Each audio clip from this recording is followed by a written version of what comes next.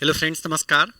Welcome all of you to my channel. आजको डिस्कसनमा हामी चाहिँ अब ज्योमेट्रिक मिन भर्सेस अर्थमेटिक मिनको बारेमा छलफल गर्नेछौँ र basically it is said that कि friends that is geometric mean is always lower than arithmetic mean. Why it happens so. अब त्यो टपिकमा जानु अगाडि हामीले अलिकति के बुझ्नु पर्यो भने तपाईँको डिस्ट्रिब्युसन, नर्मल डिस्ट्रिब्युसन बुझ्नुपर्ने हुन्छ साथीहरू चाहिँ।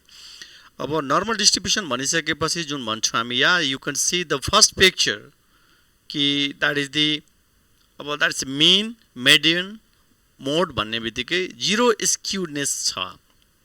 अब द्याट मिन्स अब हाम्रो जस्तो कि when you're using any statistical applications या कुनै पनि अब हामीले अब फाइनेन्सियल थ्योरी पनि अब कुनै मोडल हामीले युज गर्दाखेरि वी एज्युम द्याट या डेटा आर सिमेट्रिकल, तर in reality that may not be true, friends. Okay, now based on this background, let's move to the why is geometric mean always less than arithmetic mean.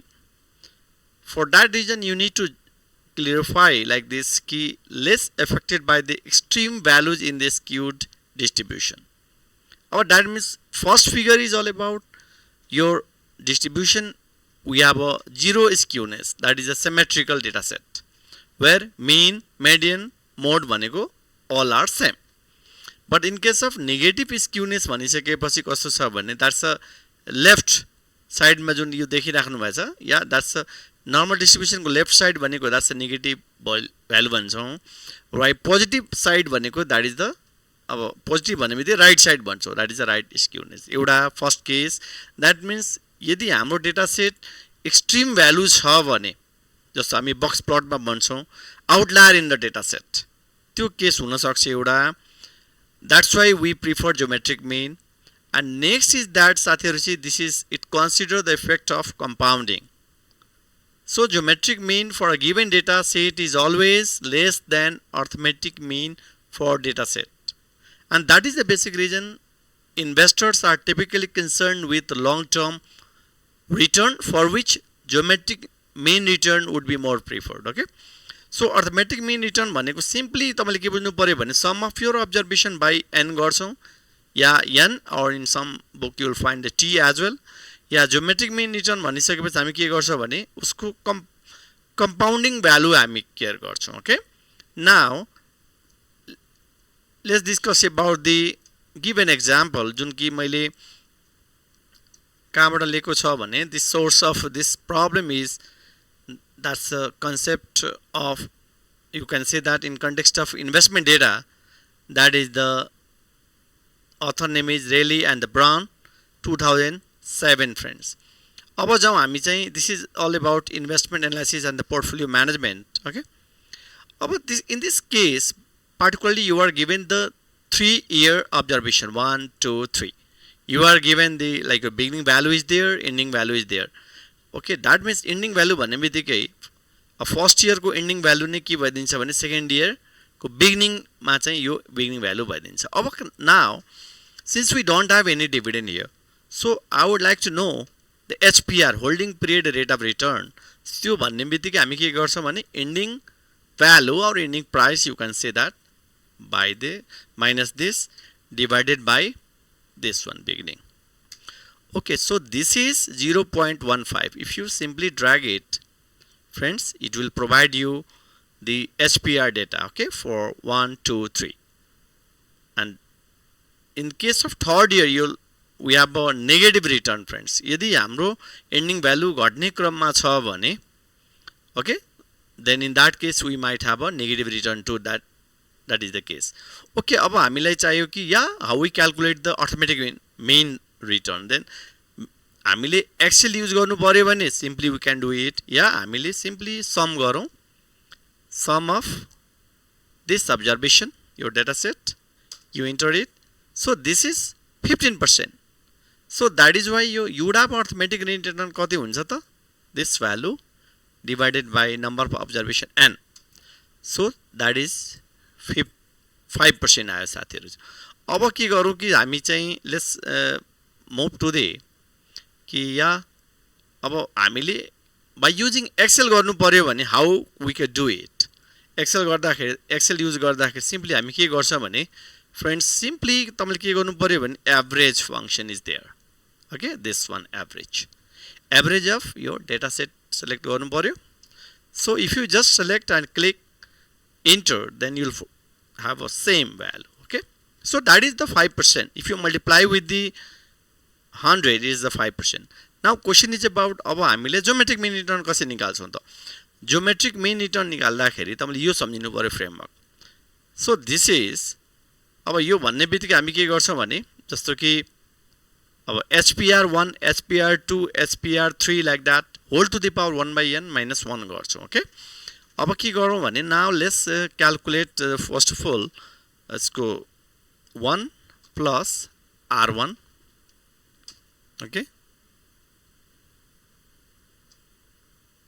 okay that is the 1 plus r1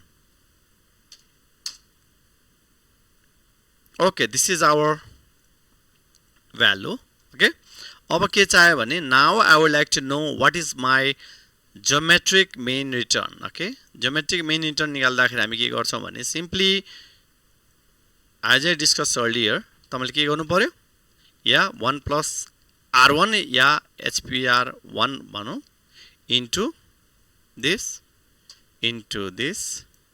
and whole to the power of just 1 by 3 भनेको कस्तो छ भने that is 0.3334 digit सम्म ल्याउ minus 1 गर्दियौ okay so हामीसँग कति आयो भने that is 0.0335 यसलाई पर्सेन्टेजमा राख्नु पर्यो भने दैट इज सिम्पली तपाईले के गर्दिनु पर्यो you have to multiply with the 100 so clearly you can see here कि our geometric mean return which is 3.353 approximately which is lower than our arithmetic mean that is the 5%. So we can say that is the basic reason as an investor you will be looking for your geometric mean return because you might have your extreme values in your data set. So in that case arithmetic mean को ठाउँमा हामीले अब जुन outlier in the data set लाई यदि manage गर्नुपर्ने छ भने it would be good to use the geometric mean return. Okay. Now अब जाउँ हामी चाहिँ that is the perfect certainly return means what?